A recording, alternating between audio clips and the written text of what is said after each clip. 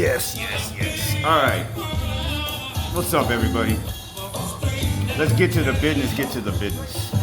All right.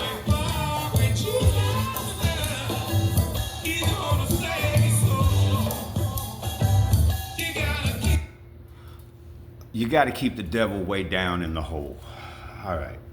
And that's part of what I want to talk to y'all about today. Is because if there was ever a time in any of our lives, anybody that's watching this, for us to fucking finally find faith and belief in something, anything rooted in objective reality, I think we're pretty much here.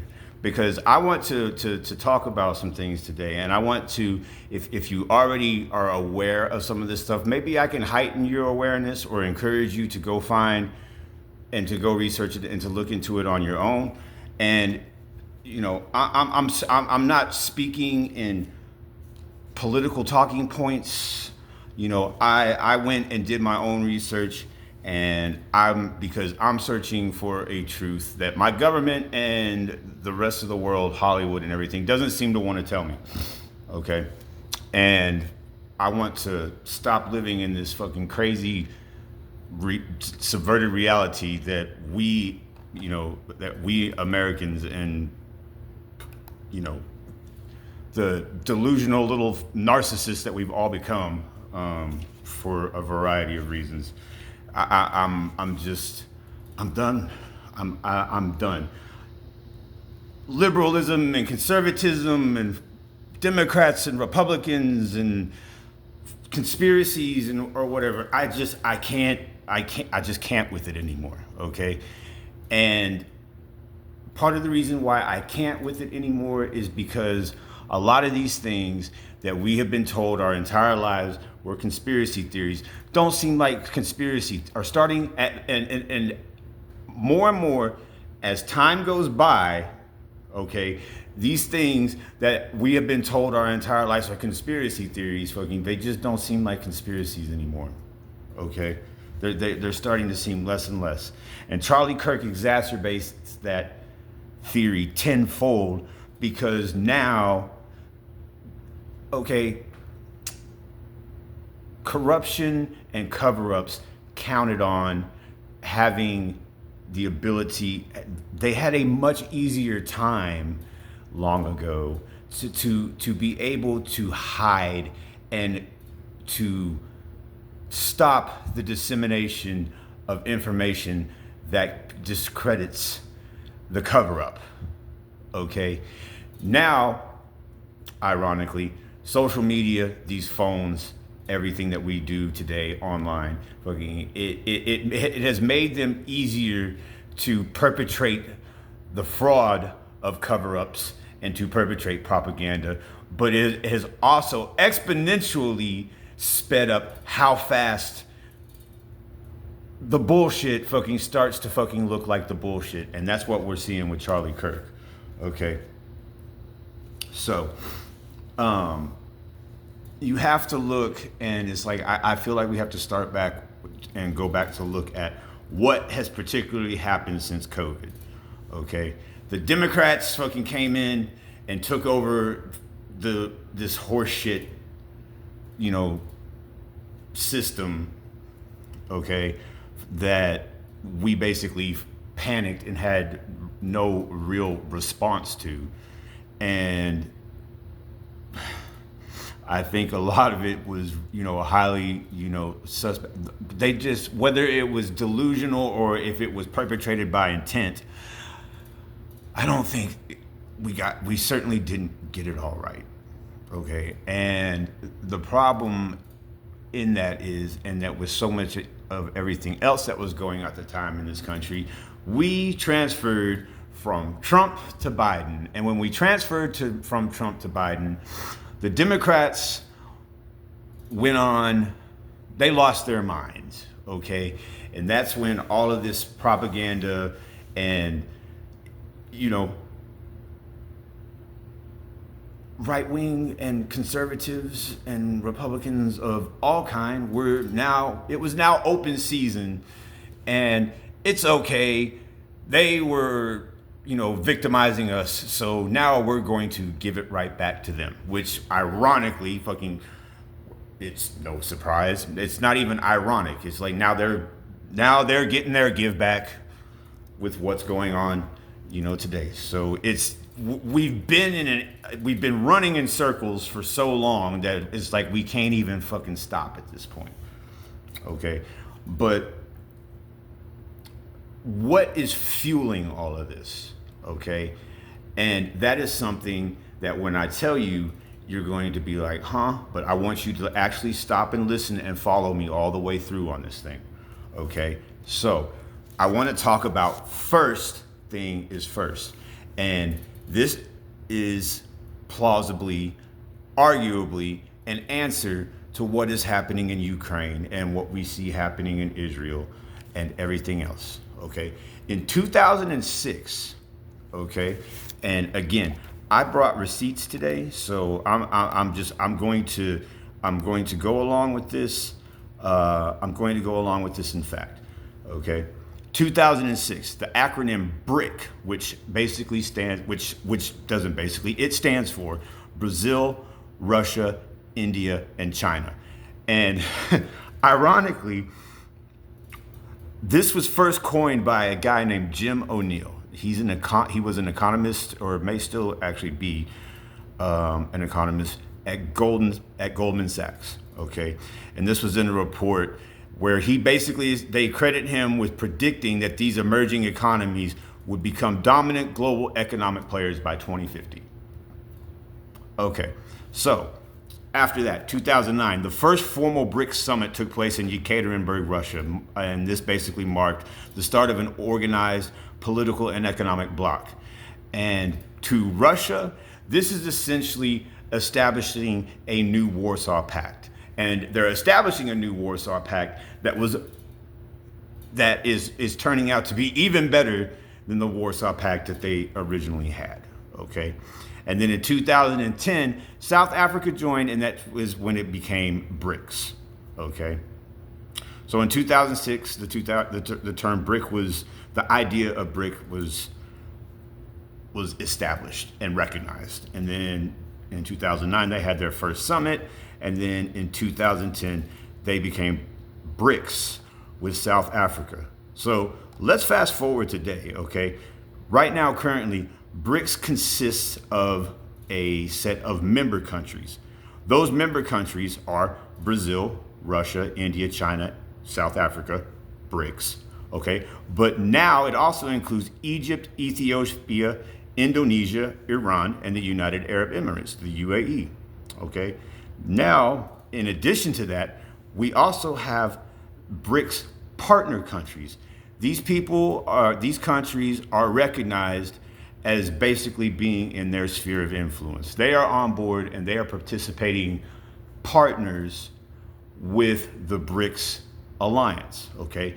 These countries include Belarus, Bolivia, Cuba, Kazakhstan, Malaysia, Thailand, Uganda, Uzbekistan, Vietnam, and Nigeria. Okay, now what does that actually mean? Okay, and what it means is, it means two things.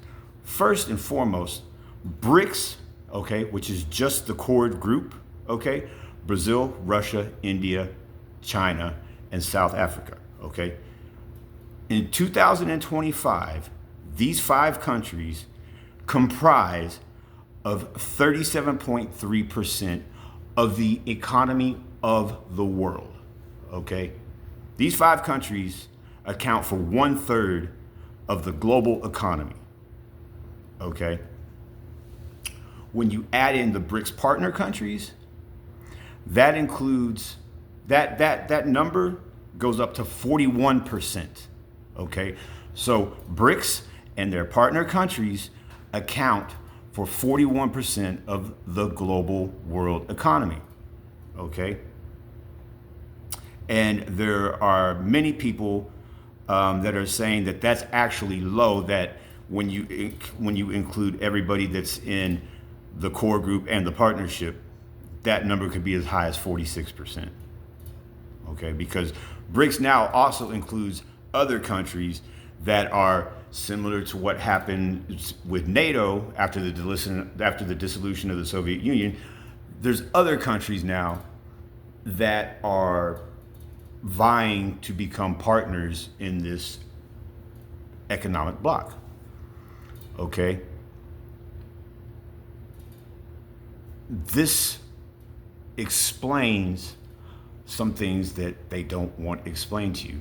This right here explains why when we talk about Ukraine, okay, and everybody right now that is, still focused on Ukraine is sitting there asking, why aren't they passing these new, earth-shaking, sanctions against Russia, okay? It's because the sanctions don't work anymore. They have detached themselves from, they have been for the last 3 years, Russia, and for longer than the last 3 years, but it accelerated in the last 3 years exponentially. They have been working to detach themselves from the system that makes sanctions work, that made these sanctions work, and makes these kind of sanctions work against countries that when they don't go along and line up with what we want to do, we start pulling these threads and making them bend to our will. Okay? Now it's a huge problem because everybody is starting to realize that if, if with us going around for, the last, almost 80, 90 years as being the world's policeman, which really we were just the biggest gangster in the world. We've been racketeering and extorting other countries and meddling in elections and engaging in regime change and killing civilians in other countries in wars that we're waging in the name of, America and democracy, when it's just really greed and profit. Okay? These chickens are starting to come home to roost. And now the world and other countries like Burkina Faso and Venezuela and these other, seemingly insignificant countries that they're actually talking about and giving airtime to on national media that don't seem so significant, these countries are starting to realize that they have an alternative option now that they can turn to and not have to be subject to bending to our will under threat of us destroying their economies and playing God with the world. Wow. Okay. So, BRICS has essentially, and it's the same thing that I'm talking about. Sanctions is the reason why these tariffs, they're not working. If they were working, they would have been put in place and they would have been kept in place. But fucking one day it's 10%, and then the next day it's 50%, and then the next day it's 5%, and then we made an agreement or whatever, and it's going back to what it was. Or the tariffs get put in place, and then the American economic system and very wealthy, influential business owners, they start to feel a pinch, and they are like, whoa, like, we can't do this, like, this is not going to work, this is going to completely destroy our business. So he has to fucking back down because he's beholden to special corporate interests and lobbyists that fund this entire freaking circus that is our government. Okay, so what is the takeaways from that? First off, okay, countries like Russia and China and stuff like that, we have battled them and called them communists and reds, and America stood for democracy and freedom, and communism stands for oppression and hell on earth and a terrible fucking existence. Which communism, socialism, Marxism, when it's corrupted the way capitalism is corrupted in America, yeah, it's a shitty deal.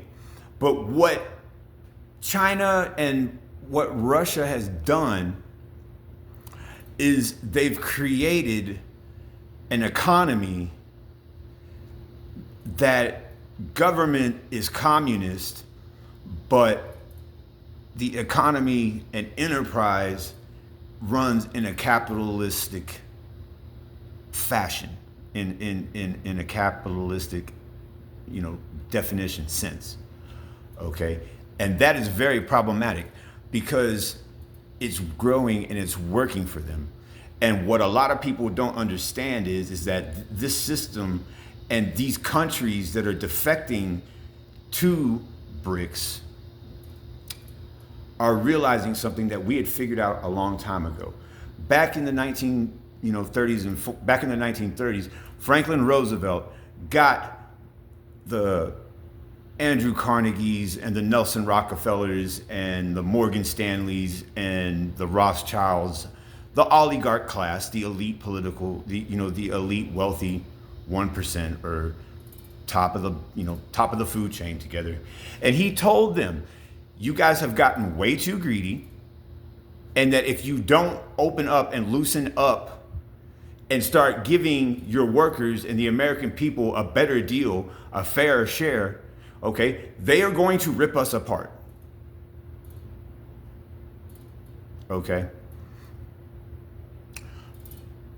We've been perpetrating that same type of vampirism, okay, globally. Okay? Russia was one of the first ones, because after the fall of communism and then Russia opened up and it was a free market, corporate America runs to Russia, and they can't wait to get into the Russian economy and get their resources and claim ownership. And then once we got our businesses and once we had a voice inside of their economy, which we never really had before, then we started dictating our moral high grounds and forcing our political narratives on the government and their people. And it eventually got to a point, and when everything started going south with that, Vladimir Putin, okay, who is the enemy in this, America has to have a good guy and a bad guy. We're on the right side, and they're the bad guys. Okay, what I believe actually happened, Vladimir Putin and Russia as a whole, they reached a general consensus. It's like, what the fuck? Like, no, we're not going along with this anymore. We're not going to go along, and we're not going to do everything. We're not going to do things and do them in a manner that is dictated to us by the United States. Okay, and this started a chain reaction. You can see evidence of that in the financial crisis, and I want to talk about our national debt, because it's tied in. It's tied into everything that's going on with this. Okay. And it's a perception of capitalism and corporate America and a government that's all complicit together. Okay. Where our government has been running around being shady, essentially what us, ignorant motherfuckers were talking about. That's a hoe ass motherfucker, blah, blah, blah. Okay. Where our government has been doing that type of thing, corporate America has been engaging in the same exact type of thing. Okay. There was a book, okay, that I read, and it was called Why I Left Goldman Sachs. Okay, I can't remember the name of the author right off the top of my head, but it came out during the financial crisis. Okay, and in that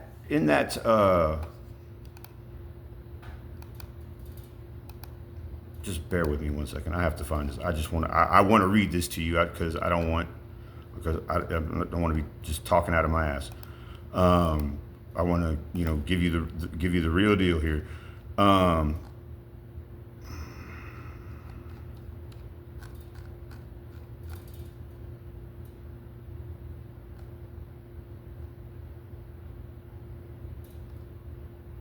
We're gonna have to edit this part to cut it up.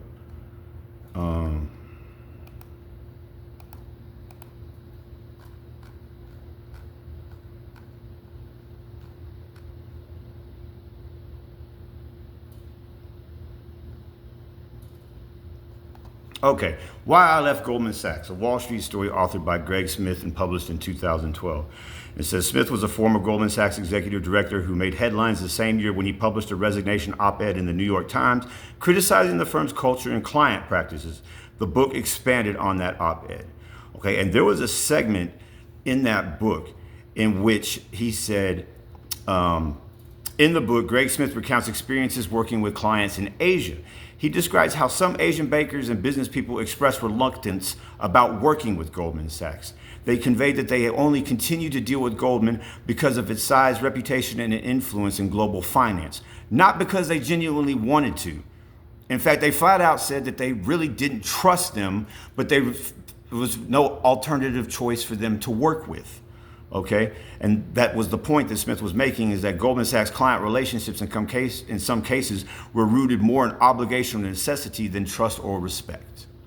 Okay, so these countries are going to a point to where they're not only are they fed up with our government, but they're fed up with the way our businesses and our corporations are dealing with them and basically forcing them to deal with us.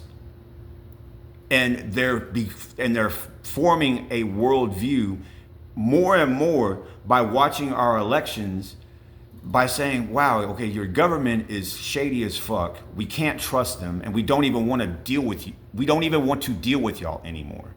But not only is it your government, your business leaders and your elite class, and there's everybody that's around them, and the way the American people are voting is starting to look like all of you are okay with this.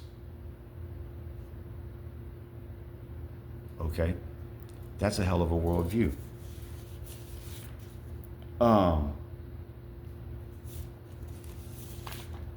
So what else is happening? What else is going on at this time? One thing to understand is that China, for being the actual enemy, which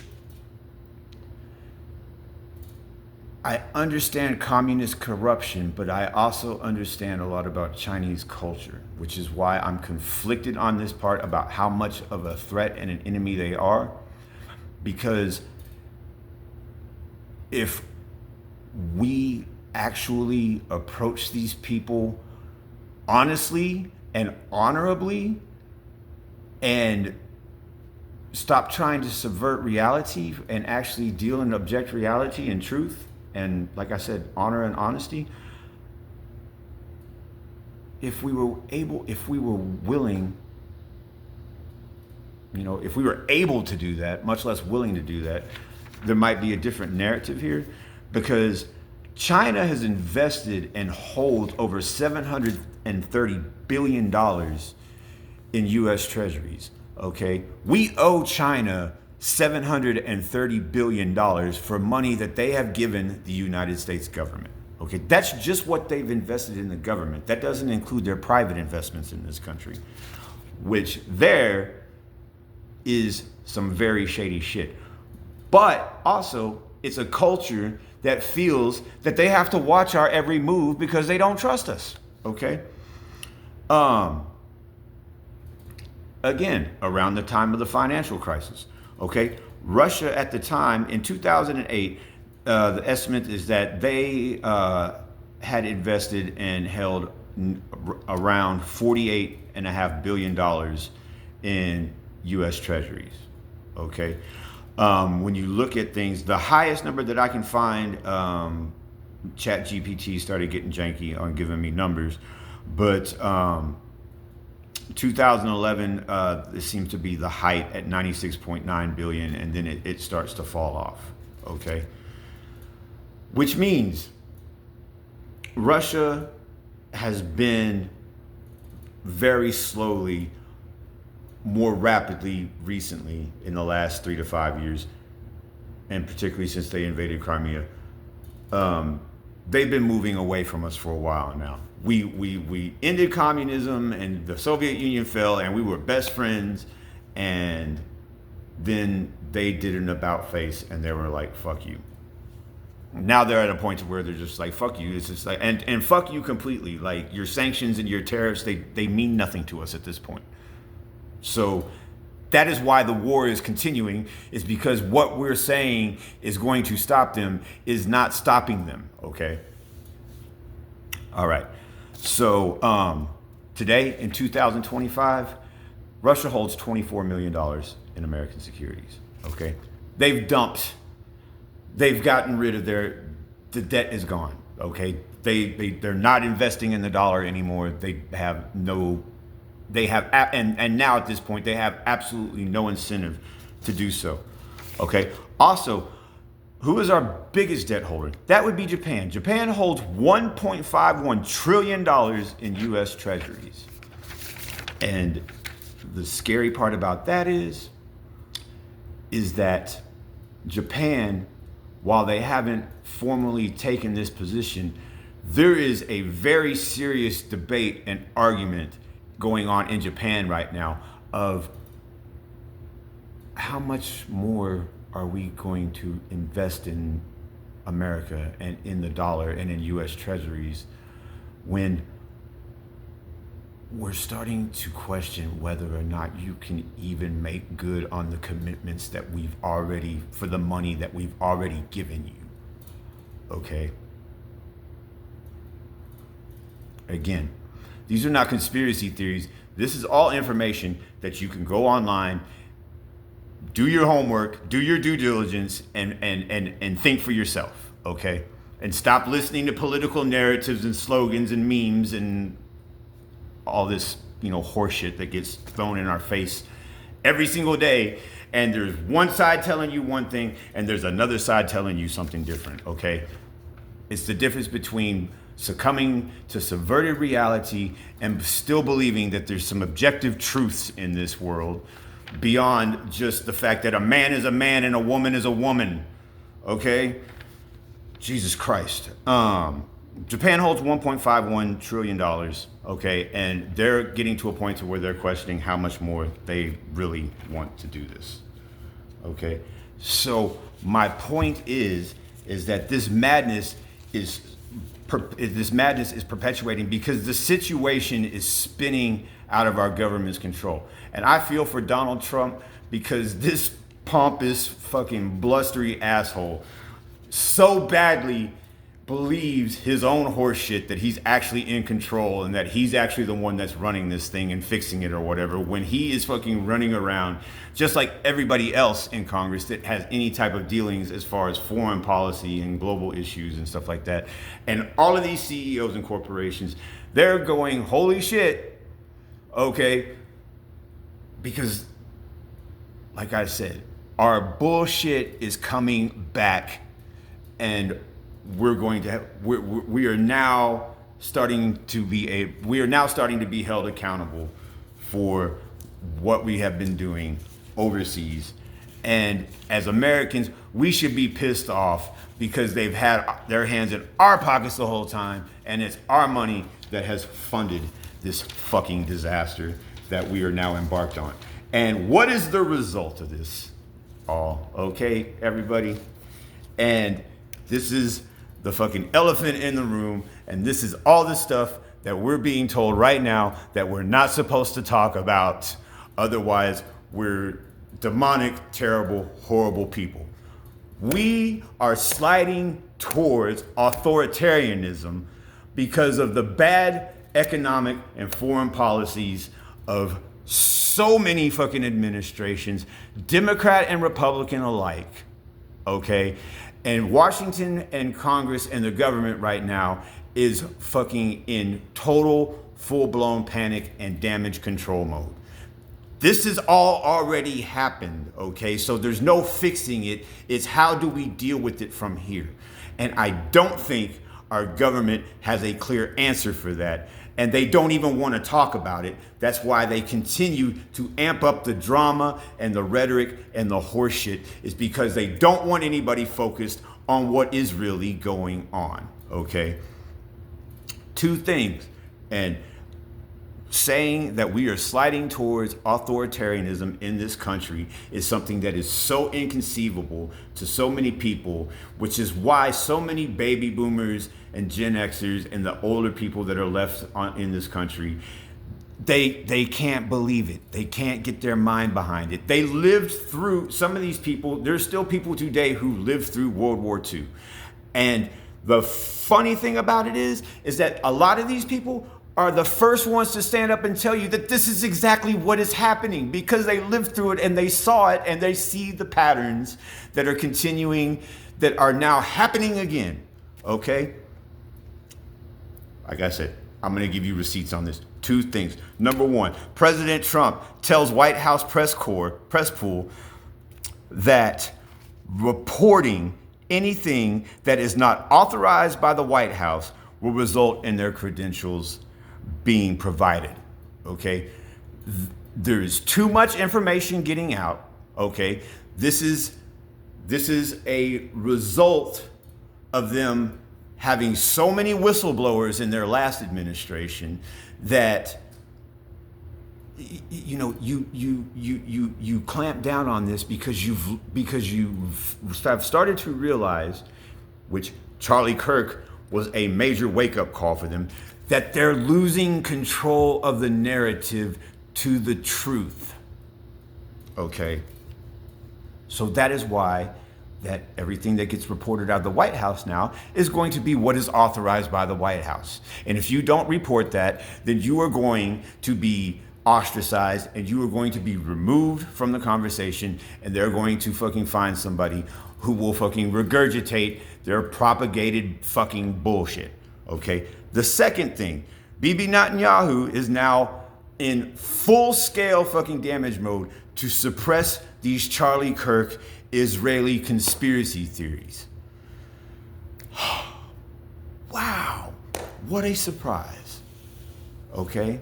There's nothing like going out and these old fogies who are products of this old system that didn't have social media, that didn't have, TikTok and Snapchat and Facebook and YouTube with videos and pictures of things that tell us something, that tell us a different story from what the government tells us. I think some of these people still don't understand this reality of this concept that normally works very well for them. Okay? How are we seeing this in America? Okay? Because the problem that all of us are starting to feel now, and that they can't tell us is about to start really affecting all of us, okay, is actually decades of shitty foreign policy,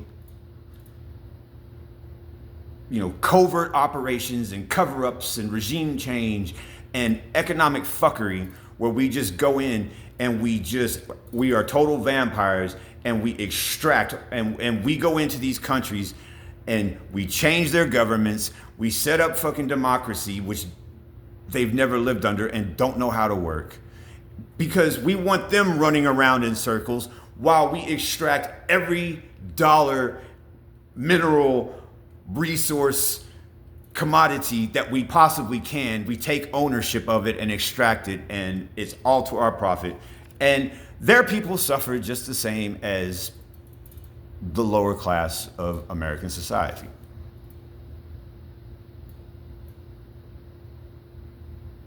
We see it every day in our lives. So what's harder to believe? We're this beacon of freedom and democracy and prosperity for everyone,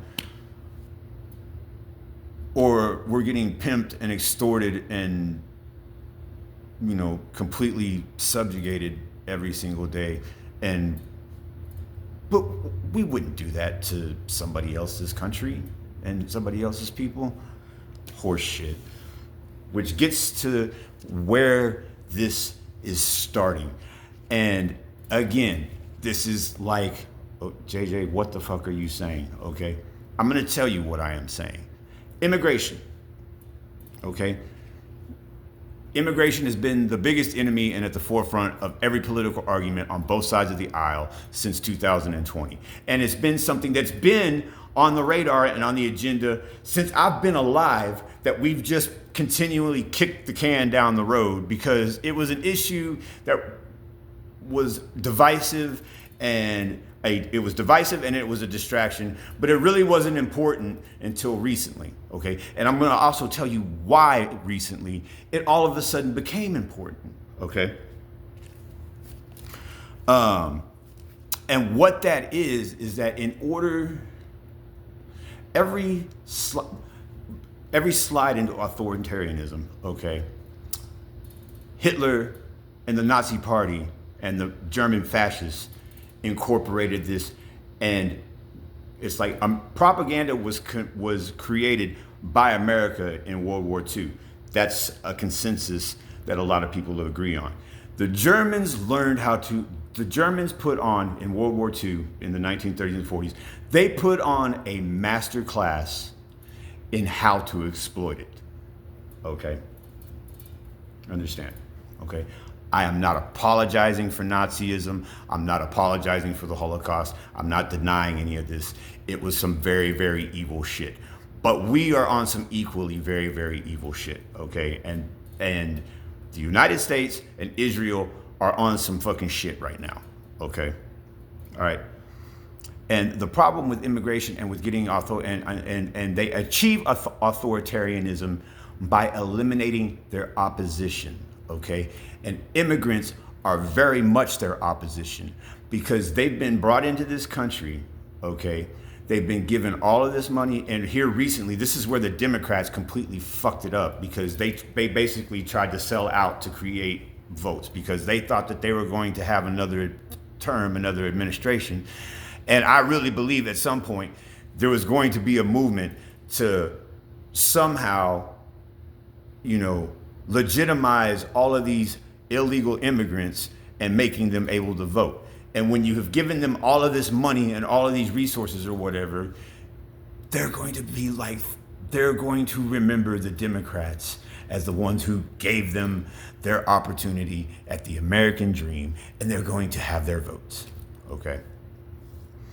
And even we even saw before Trump got elected, and I think evidence of Trump getting elected, there were some serious cracks in that plan. But the one thing that we do know, and especially the way that things are going right now, is that immigrants, we know these people, okay, are willing to tear some shit up, okay? They're willing to fucking go out and fucking assault and throw rocks and bricks and, fuck with federal law enforcement. We've seen it in Los Angeles. We're seeing it in Chicago. They're willing to go out and fuck some shit up, okay?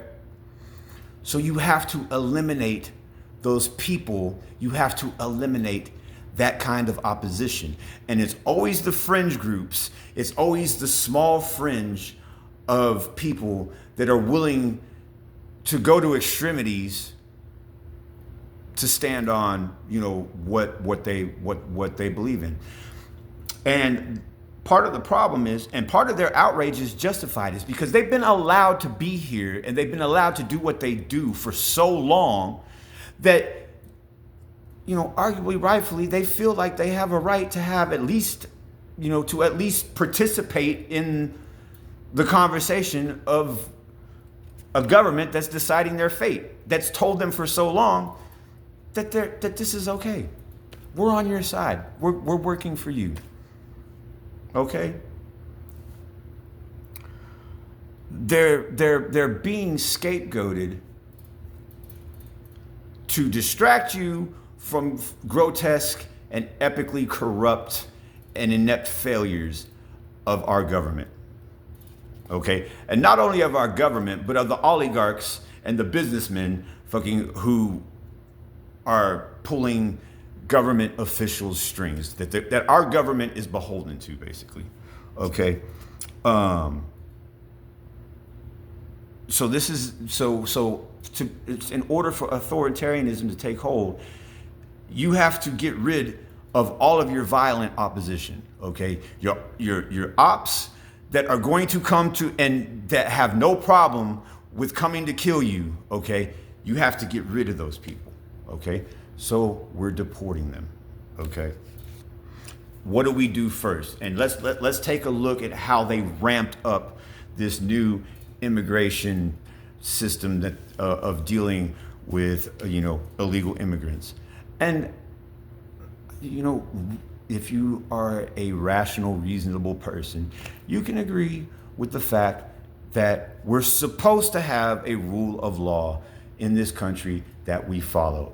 And if it should be very simply cut and dry. If you entered this country and you followed the law and you acquired your citizenship legally, you have every right to be here, okay? The dangerous side of that is that what we're doing right now actually starts to give legitimacy to stripping immigrants that actually followed the law and did what they did. The slope is so much slipperier than we even realize, okay? But those people should be here. If you're bringing drugs, if you're bringing guns, if you're coming and raping people, if you're morally bankrupt and you've subverted the legal system to get into this country, I'm sorry, we need to deal with you. But we don't need to deal with it this way, okay? You should be afforded your due process as a human being, which is written into the Constitution, okay? Due process is not owed to citizens or citizens exclusively. If you are a person in this country, you have a right to due process and to be treated as a human being, okay? A human being that has a family, that, whatever your circumstances are, and for whatever reason you came here illegally, you're still a human being. And we as a government, since 1776, we wrote this into our laws saying that you are a human and that you are afforded this right. Okay? You can argue with that all you want. Do they need to go? Due process is meant to determine that. Okay? Should we have, and it's absolutely ridiculous how long it takes for this to play out. If they put their, and if they actually put time and effort into making the system work the way that it was intended to work, they could speed up these court hearings and the court process and start getting these people out of here faster if they really wanted to. But no, they want to fucking take an approach that is violent and subverts the Constitution and subverts the rule of law, because they are testing boundaries to see, are we going to wake up?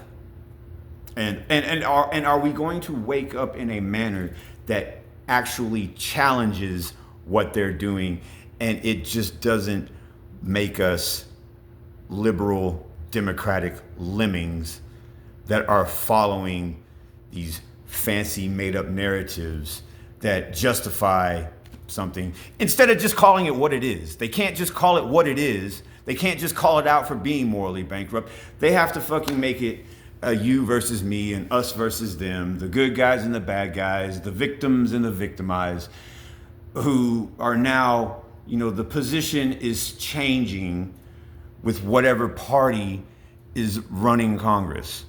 Okay? It's just about fucking right and wrong. And it's meant to lull you into this sense of what we're doing, like everything else. It's to lull you into a sense of what we're doing is okay. All right. So, like I said, let's look at how they've done this. First thing that we see, ICE starts showing up at immigration hearings and courthouses. They start preying on the weak fringe of illegal immigrants, okay? That's why you see them getting hauled out, and they have absolutely no fucking idea what's going on. They're following a process. They're going to fucking court, and some sort of technicality that they find that, automatically makes them legally eligible for immediate deportation, that has probably been overlooked for so long that, this is the law, but either they weren't even aware of it, or they've just they've just drug on and it's just been overlooked or whatever. Now they're getting hauled out in handcuffs and thrown in jail and then put on a plane and deported home. Okay, that's where they started. We started seeing this process play out in immigration courts and also in, state and municipal courts with judicial systems and law enforcement agencies that previously had not, taken up any type of immigration issues or been a part of policing and judging the immigration process. They have decided, okay, well, we're going to get into this mix. So now you have, in addition to ICE and pretty much every other federal law enforcement agency out there, they're deploying, teams of people from all of these different federal agencies. Okay, now we have sheriff's departments and state police and municipal police, departments that are participating in this roundup of people. Okay.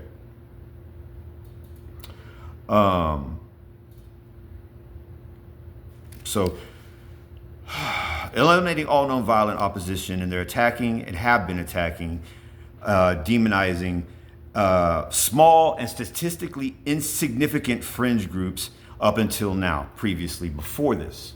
Okay, gays, transgenders,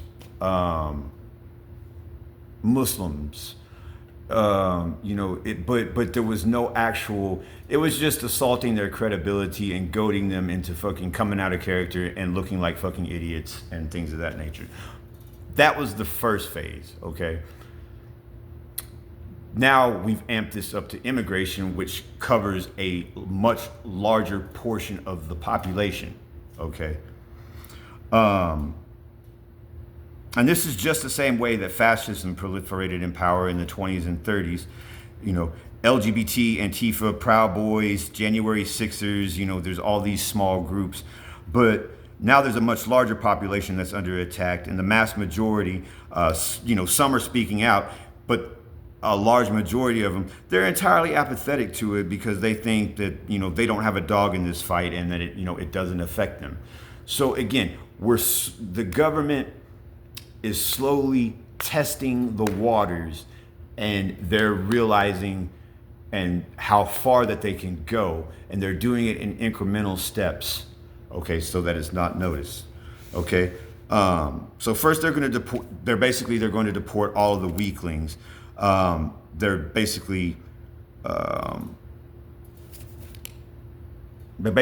snatching these people up at immigration hearings and courthouses. Okay, then that transfers into the next phase. After this, they start flooding these, minority communities with federal law enforcement officers. They're going after these people now because these people have stopped showing up at hearings and courthouses. They've stopped trusting the police. They've stopped trusting the judicial system because they've been following a system, or some of these people have been, and a lot of these people have been trying to follow a system and a framework, okay, just to come in and get told, sorry, no dice, you're out of here, okay? And this is how they attack. This is how you attack a community, okay? These people saw what was happening. They stopped showing up to their hearings, and it's why am I going to show up to this hearing? It's like if I'm already failed. I'm worried about my family and taking care of my kids, and if I get deported, they're left to fend for themselves.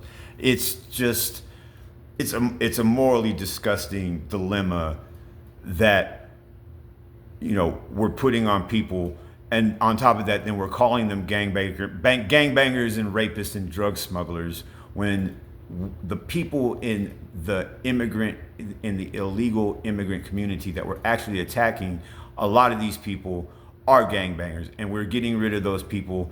They're getting rid of those people first, trust me, because like I said, they're the most violent opposition that they can face, okay? But they're attacking people now and treating them as if they're no better than the criminals that are being deported, regardless of whether or not they should legitimately be deported or not. It's the way that they're going about it. And again, they're going about it this way because they're going against federal laws. They're breaking the Constitution. They're breaking immigration laws in the process of this.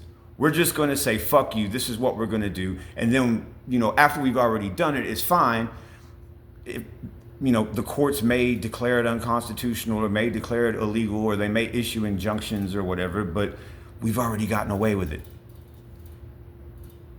And most of us just sit here and quietly are just like, oh, yeah, I don't even really have an opinion on it, but, I guess okay. Or even worse, it's just like we're sitting here saying that, this is fucked up, but we're just not going to say anything. So after they start doing that, then they go after these immigrants, these illegal immigrants, at their employers. And they start going after the people that are employing them, that have been employing them for so long, because we've allowed this to go on for so long. So much so that Trump had to actually back off at some point because he realized he was decimating businesses that relied on this entirely to exist. And again, it's like, how do you criminalize someone for doing something that they have been doing openly for so long and allowed to get away with? And we've teetered, we've seesawed, we've sat on the fence on immigration policy. So, all of this has just gone on for so long. And then when the day comes when it's just like, nope, this is over with. And the fallout from it that, I'm sure a lot of them were told what's going to happen, that they didn't believe was going to happen, actually started happening. And donors to these political campaigns started getting affected. That's when you see them, oh, okay, we're going to back off here. And then they back off for a little while. They give some people some time to get their shit together. And then they go right back in and go full bore. Because at that point in time, they have the legitimate, or moral high ground to say, okay, well, we warned you. You didn't do anything about it. So, the jig's up for you too. Okay.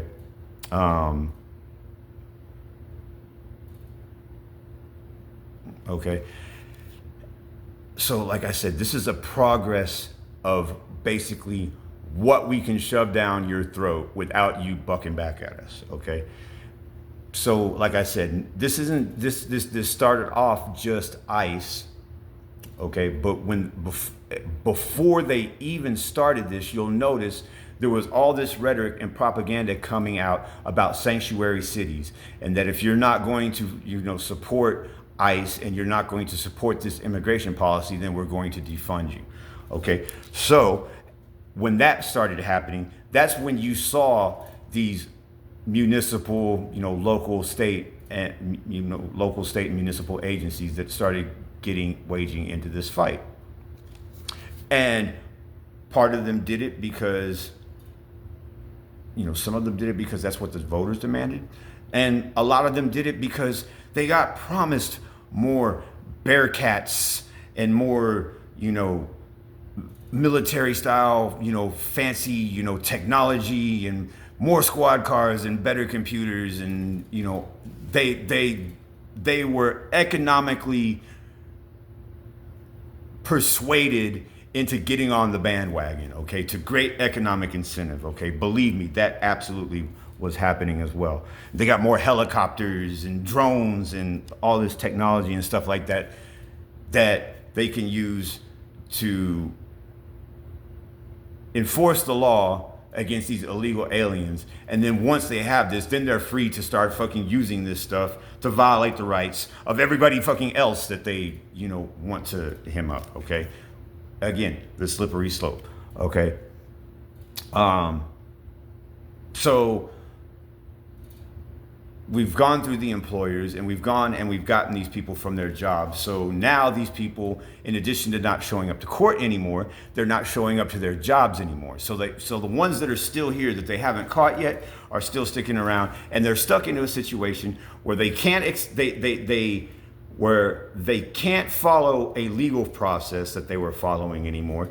Now they've been excluded from the economic system of this country, so they can't make any money, and they're hiding and they're running scared, okay? This is all about go home, okay? Deport yourselves, leave our country. We're not going to, have a conversation or a debate or a conversation and try to reach some type of compromise. You've got to go. Okay? We're not even going to give you your due process rights anymore. Okay? You are public enemy number one. Okay? So, what's next? Now, instead of moving on to another city or another location or whatever, this federal law enforcement, along with their now fully engaged and complicit local and state partners, are now doing traffic stops based on racial profiling. We might as well call them racial profiling stops. Okay, this is the 30s and 40s equivalent of show me your papers. Okay, the dreaded show me your papers. Okay, and that is becoming that is highly problematic, because now that we're just on the street just pulling over random people because of the color of their skin or the way that they look or because they're wearing a hijab or whatever, okay, American citizens are getting caught up in this madness, okay, and they're having their civil rights violated. So it's a test. How many of these people are just going to just be, oh, okay, I get it. I understand. No harm, no foul. It's okay. I get to go home.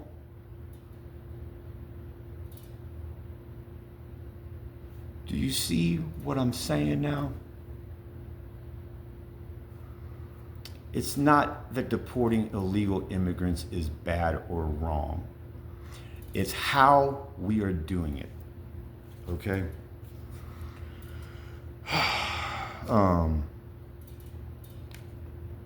So now we're seeing more and more American citizens of non-white foreign descent leading and this lends a ton of credibility that racist white men are coming for them, and that it's a half true, half false, it's a half true, half falsehood to sow division and keep a large enough portion of American voters and citizens apathetic and complacent. Because these American citizens, we're not racists, okay? They could care less about race. They're worn out from decades of this debate and this freaking insanity.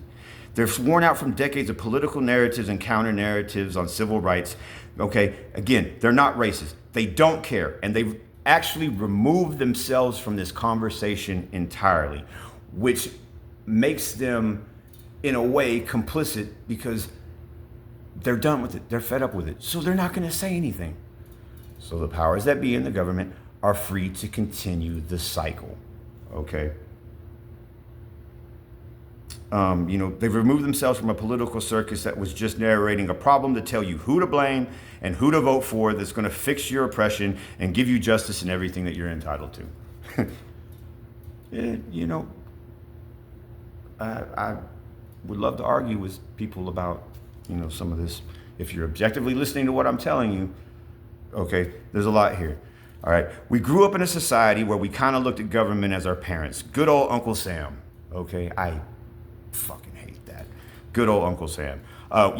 Because if you look at the psychology of the American family and the environments, particularly that my generation grew up in, I'm sure Gen Z would tell you this is total fucking horseshit, fucking, because we've, as Americans and as preceding generations, I think we have failed y'all miserably.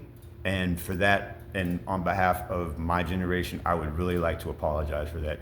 You have to understand, we are from a generation of people that have and y'all say that we're worthless and we're useless, but that's fucking quite to the contrary, because we have a very unique perspective, because we remember a time when things were one way, and that was what we were told was going to be our lives and our futures.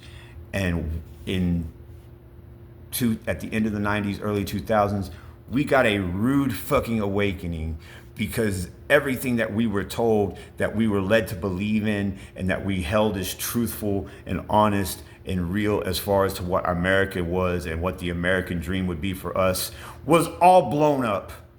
And we were told lies, from the time that we were able to even try to start thinking for ourselves. Okay, so that doesn't make it okay, but like I said, I think we failed y'all miserably, and it's really disgusting.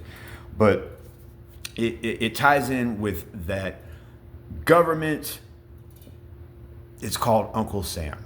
We looked at government, and we were taught to look at government and treat government and respect government the same way that we viewed our parents.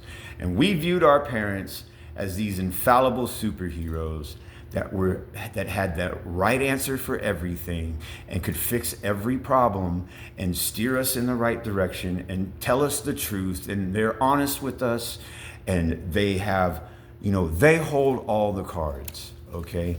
They have the solution and the keys to all the doors and everything that is going to give us the American dream and our own families and everything else that living in their homes we see that they had. We were promised the same fucking things, okay? And we didn't get any of it.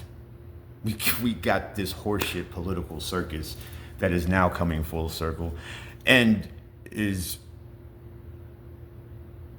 on the verge of totally destroying it for everybody, okay? So, government is supposed to be this impeccable, impregnable, honorable, honest, democratic, freedom-loving organization, and it's not. And it's just the same reason our parents aren't these infallible superheroes that have all the answers, is because all of this is ran by human beings. And when we finally realize in our lives as we get older that our parents are not these superheroes, they're just human beings, and they're no different than everybody else. Half of them are trying to figure out, what the hell is going on themselves, and some of these parents haven't even found themselves yet. Some parents, and when I say parents, I also think about, historically speaking, in the past and up until today, some parents and some government officials and some government representatives. Some of these people are akin to prophetic angels. Some are extremely spiritual and morally sound. Some had the very best intentions and couldn't, for whatever reason, get themselves together, or they just never found their place in society to be the intellectual and financial provider that they needed to be to their children, to the people that they served. And this kind of spectrum of circumstances slowly goes from good to bad, okay? To the point that, it continues down a much darker road. We've had babies raising babies that, is blind leading the blind, essentially. And these babies that are raising babies, they propagate nothing of any real world moral value. They're producing easily susceptible and some easily corruptible, useful idiots, all the way down to what you could arguably call demons raising demons, okay?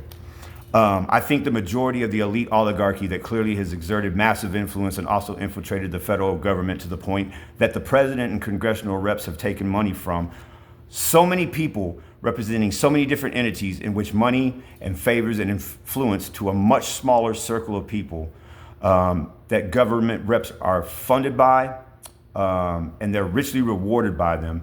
And whenever these reps buck, these special interest groups, governments, NGOs, or whatever, they will blackmail and extort you if they can at first. If they can't, then they make you a financial officer they hope you'll go along with, or that you can't refuse, the proverbial offer that you can't refuse. And they don't realize it really is an offer that they can't refuse, because if you refuse it, then they're going to smear you, they're going to cancel you, they're going to attack your character, assault your character, destroy your reputation. It's like the things that Dave Chappelle and Cat Williams and all of them talk about, it's not just Hollywood. It's not just actors or people that you see on TVs and personalities. This is a playbook that applies to everybody, okay? It's just different scale. It's just different economic scales and levels of attention. Okay. They cancel you, they attack your credibility, they defund you, they attack and threaten your family, and anyone close to you, they can't turn, against you. And when that fails, they publicly execute you on Wednesday, and by Thursday, you're a national hero given every government honor conceivable.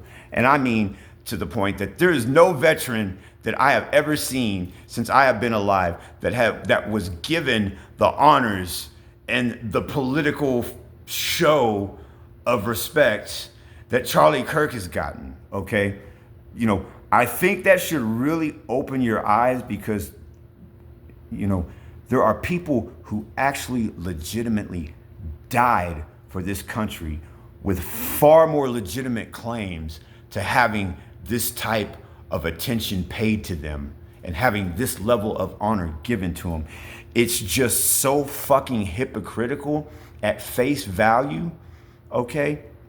Charlie Kirk flying around on Air Force Two and his show being hosted by J.D. Vance at the White House. It's so critical. That right there should open your eyes in itself of something is wrong. There's something not right here, okay? It's so, there is so much to this Charlie Kirk conspiracy theory that doesn't get answered except with, you people need to stop talking about this. You just need to stop talking about it. This is a hoax. This is bullshit. This is not real. Wasn't the greatest trick the devil ever pulled was convincing the world he doesn't exist? It should open your eyes to an object reality that this is all being exploited for propaganda to hide something, to hide the truth, which is what propaganda is meant to do, okay? Obscure and hide the truth, okay? All right, they're following a playbook to authoritarianism that's been in existence and used since time immemorial, okay? If you believe in the Bible, it's the same playbook that they used against Jesus of Nazareth, that they used against Yeshua, okay? And his followers up until the time they killed them, and then they perpetrated the same fraud, tried to perpetrate the same fraud on them afterwards, except as the Bible purports to say, Jesus rose from the dead and had the ultimate fuck you moment, okay? Unfortunately, none of us can rise from the dead, so we have to live in a more objective reality, okay? That right there is the problem that I have with religion and with Christianity and Islam and Buddhism, stuff like that. And my point to that is that, you can be Christian, you can be Jewish, you can be Muslim, you can be, Buddhist or whatever. That's fine. But if you're going to quote the text, if you're going to master the text, you're going to master the lifestyle. And my spiritual awakening and moment came, and the way it came about is that I looked and I actually took the time to actually read the Bible and to read the Quran and to read the Torah. And the overarching message, when you take out God and the plausibly, the arguable mythical fantasies that arguably, quite possibly, as man over time rewrote and deciphered and interpreted the Bible, wrote into it, if you replace all of that stuff that so many of us read, and it's just like, it is so hard for us to believe, even though, like I said, we've all become these delusional little narcissists that believe our own narratives in our own head and actually believe that to be objective truth. If you take out the mystical fanaticism and fantasy of it and replace that with making an effort and a commitment to being honest and truthful and honorable, you are in fact fulfilling the wills and desires of God.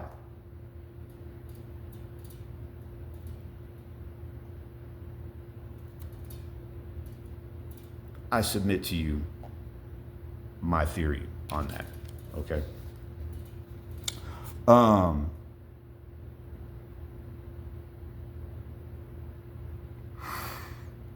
So yes, I'm all the way into the deep end of the pool. So if you apply the playbook of how to affect authoritarianism, to seize a government and a civilization and all of its people, okay, and you look at it from a viewpoint of what happened and how it was applied in mid 20th century German Nazi fascism, okay, the next step of this has actually already begun.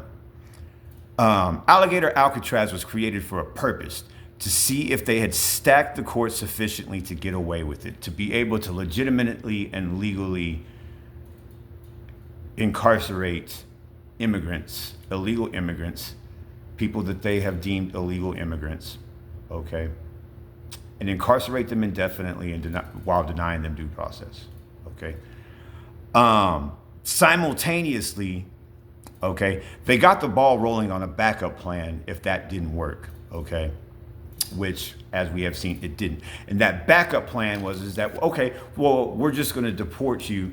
We're going to deport all you, Tren de Aragua Venezuelans. We're going to deport you to Uganda or the Congo or, someplace like that.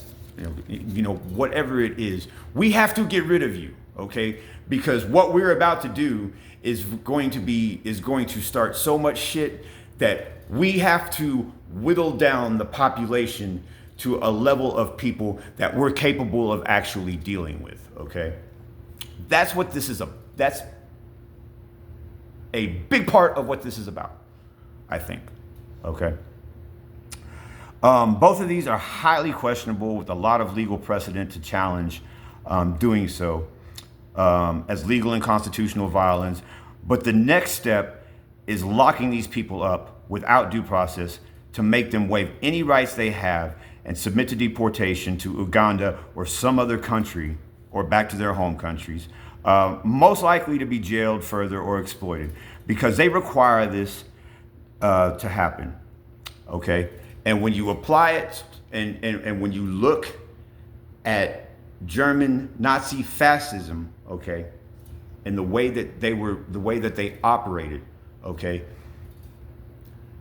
Bibi Netanyahu said this himself. I am quoting Bibi Netanyahu on this. He himself said that, historically speaking, in the beginning, that Hitler's intention was to expel the Jews, not exterminate them, okay? So historically speaking, the next step is exactly what you're now pondering whether or not could really happen, and it's what I am saying, okay? What is the next step? Extermination. And you are going to sit here and tell me, JJ, you are fucking crazy. We could never stoop that low. This will never be allowed. This would never be considered. But let me offer you this. Let me give you a receipt, okay? Let me give you a receipt that lends credibility to this argument. And this is what has disturbed me about this entire downhill spiral that we have been on for the last couple of weeks. And that, my friends, is once again, Brian Kilmeade, okay? Brian Kilmeade, Fox and Friends, they, in an obscure episode that people are woefully ignorant of it even happened, okay, they proffered that the mentally ill and homeless that won't submit to us and follow whatever it is that we tell them that, you know, that they're going to do, basically submitting to whatever exile or removal from society that the government, you know, tries to force down their throat. You're gonna have to go to jail. Or maybe we just use voluntary lethal injection. And that was put out there as a test to see what people would say and how they would respond to it.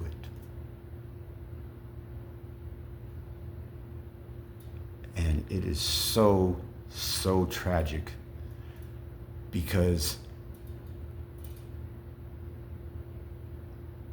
there's nothing that's been said to the point that all three of these people still have their jobs. Okay? We're too busy being outraged at the firings and baiting these debilitated, delusional human beings that just, you know, they can't think for themselves. They just follow what the political narrative of the political party that has beholden them, that they're beholden to based on their personal identifications of whatever, you know, social justice flag that they fly or whatever political party they're watching. Okay. They're baiting these people into saying things and stoking division or whatever, and these people are lashing out in emotional, you know, ignorant states. They're saying things and they're getting fired from their jobs. But the most vile, disgusting thing with the most evil, corrupt intention behind it has been completely overlooked. And they still have their jobs.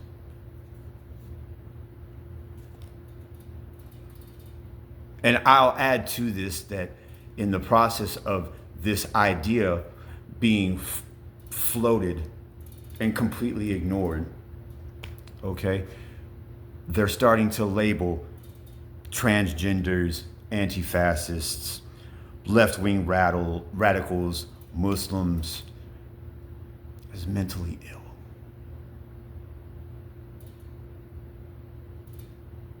Because once they're done with the immigrants, they still have to continue to cull the herd down to a number that they think that they can possibly control. So now they're serving up and they're creating a new class of people that one side is going to call victims and the other side is going to ruthlessly victimize.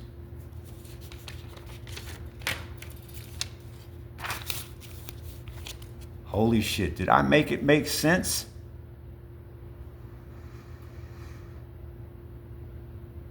You know, it's not even thin. There's a lot to this that when you actually stop and take a time to think about it, and it takes a lot of time, trust me. Okay? All of this doesn't sound so crazy anymore, does it? I guess we're about, and there's no I guess about it. We are about to find out. And all I can say is that whatever it is you believe in, we're all going to be called into account what we say and what we do at some point. And, you know, you can say what you want to say, but when I have to face and I have to explain myself to somebody, it's written. I tried to tell people. I'd spoke my truth. And, you know, if you don't have faith in anything, well, we get the Hunger Games. Good luck with all that.